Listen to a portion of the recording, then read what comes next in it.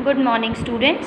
I hope you must be fit and fine, taking all the necessary steps to keep yourself and your family safe during this unexpected and difficult time that have been entered in our lives. Though we have already finished up with 2 of the chapters in our earlier online session, now we'll start with our chapter number 3, nouns. First of all, let us read what are nouns. A word that is a name of a thing, an idea, a person or a place. A noun is a word that functions as the name of some specific thing or set of things, such as living creatures, objects, places, actions, qualities, states of existence or ideas. However, it is not a semantic category, so that it cannot be characterized in terms. Basically, nouns are of several types. First of all, let's read about common nouns. Common nouns are the names of people, places and things in general. Example, child, city, lion, book. Proper nouns. Proper nouns are the names of a particular person, place or thing.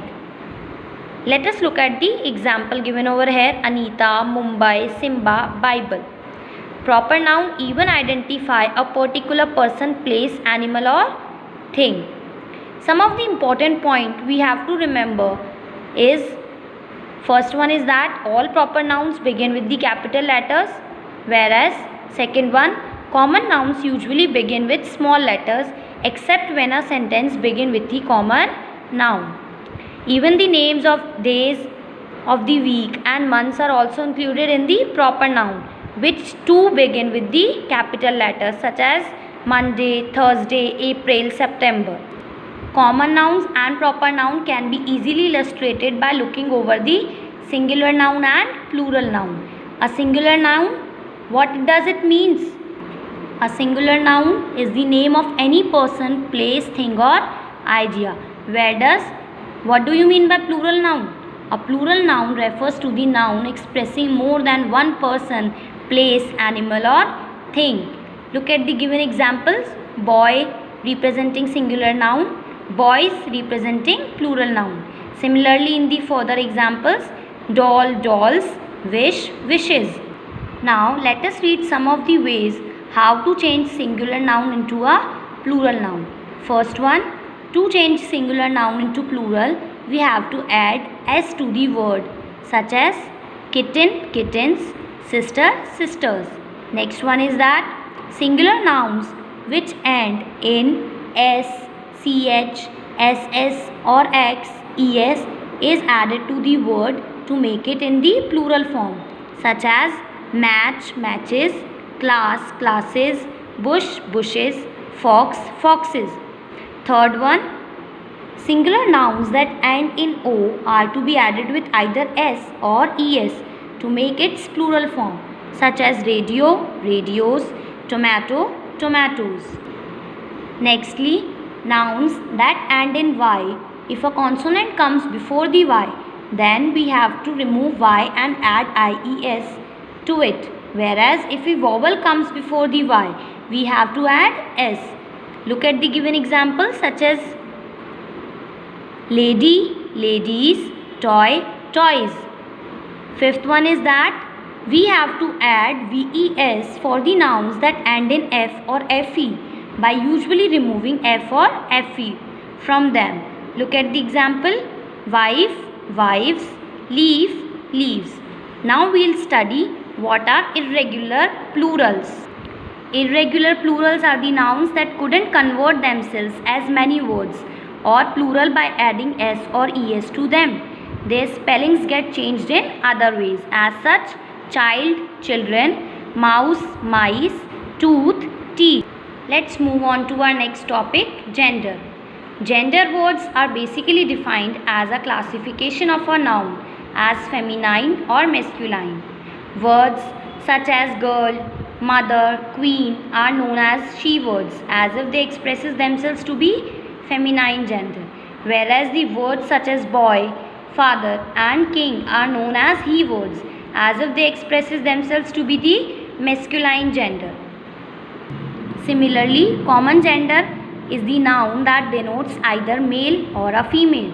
whereas neutral gender is a gender that is neither masculine nor feminine.